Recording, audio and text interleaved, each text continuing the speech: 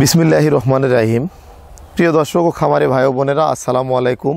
আশা করতেছি আপনারা ভালো আছেন, সুস্থ আছেন। দর্শক, আপনারা জানেন আমি একজন পশু চিকিৎসক। আমার বাসা দিনাজপুর জেলা ঘোড়াঘাট থানা, হিলি বর্ডার।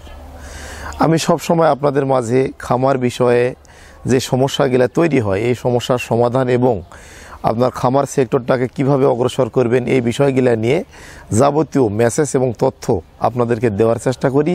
সঠিক যেটা মেসেজ এবং সঠিক যেটা তথ্য আপনাদেরকে দিয়ে সহযোগিতা করার চেষ্টা করি। দর্শক, আমি আজকে যে বিষয়টা নিয়ে কথা বলার জন্য আপনাদের সামনে দাঁড়িয়েছি, এই যে দেখতে পাচ্ছেন যে কিছু বস্তা প্যাকেটিং করা আছে অজানা সুপার হাইব্রিড ঘাস। এই ঘাসটার গুণগত মান এবং কেন এটা চাষ করবেন, এটা চাষের সুবিধা নিয়ে কথা বলার চেষ্টা করব। দর্শক, এই অজানা সুপার হাইব্রিড ঘাসটা আমি রাজশাহী থেকে কুরিয়ারে কালেকশন করেছি। আমার এক বন্ধু রেনাডা কোম্পানিতে জব করে, তো সে আমাকে এই ঘাসটা সম্পর্কে মেসেজ দেয় এবং আমি তার ঘাসের ভিডিও দেখি। দেখার পরে এবং ঘাসটা আমি সেখানে যাই, স্পটে যাই, এটার সুবিধা অসুবিধাগুলা জানার পরে কিন্তু আমি এই ঘাসটা সংগ্রহ করি।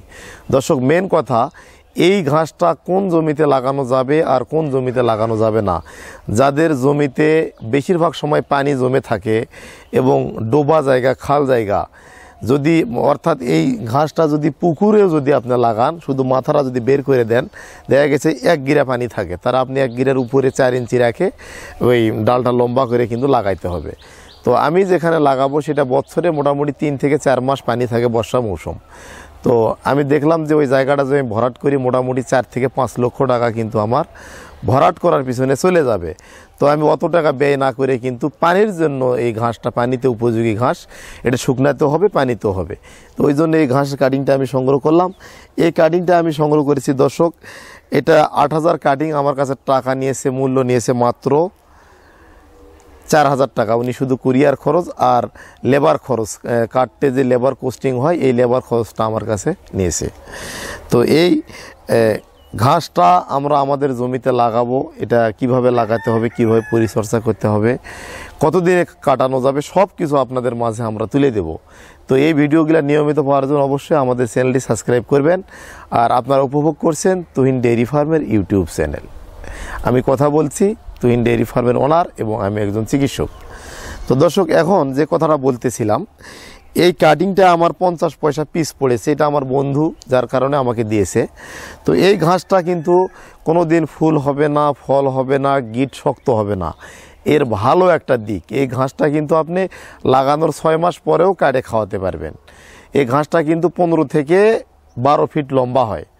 তো আপনারা লাগানোর প্রথম কাটিংটা 2 মাস পর কাটতে পারবেন, এরপরে কিন্তু প্রতি মাসই আপনারা কাটে আপনার গরুকে খাওয়াতে পারবেন। তো এই ঘাসটা কিন্তু শক্ত হয় না, ঘাসটা শক্ত হয় না যেটা বলছে এবং আমি যেটা জানি, ঘাসটা শক্ত হয় না। এর গুণগত মান ভালো, কোয়ালিটি ভালো, এবং ফল হয় না এবং ফুল হয় না, এবং পানিতে চাষ করা যায়, এবং গরু ছাগল সব কিছু নরম এবং মিষ্টি, রসালো, যার কারণে কিন্তু সমস্ত ডাঁটা পর্যন্ত খেয়ে ফেলে। তো এই সুবিধাগুলোর জন্য এই ঘাসটা আপনারা চাষ করতে পারবেন এবং এটার ফলনও মোটামুটি ভালো।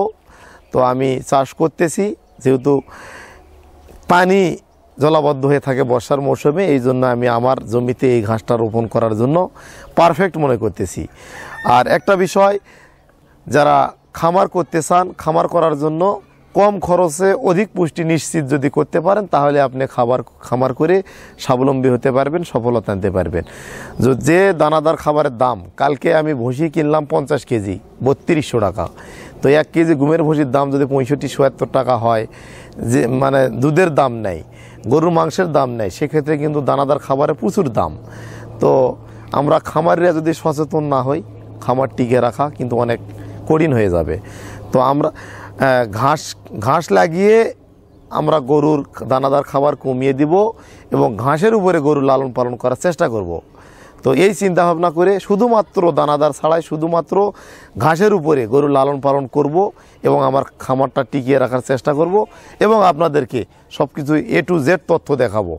তো দর্শক, আপনারা অবশ্যই যারা পানিতে জমি যাদের রয়েছে, পানি জমাট বেঁধে থাকে, যাদের জমি পানির মধ্যে, তারা এই ধরনের ঘাসগুলা লাগাতে পারবেন এবং কিভাবে লাগাবো এটা আমরা দেখাবো। তো নেক্সট ভিডিও পাওয়ার জন্য অবশ্যই আমাদের চ্যানেলটি সাবস্ক্রাইব করে আমাদের পাশে থাকবেন। আজকের মতো বিদায় নিলাম, সকলকে ধন্যবাদ জানিয়ে বিদায় নিচ্ছি। ভালো থাকবেন, সুস্থ থাকবেন। আসসালামু আলাইকুম।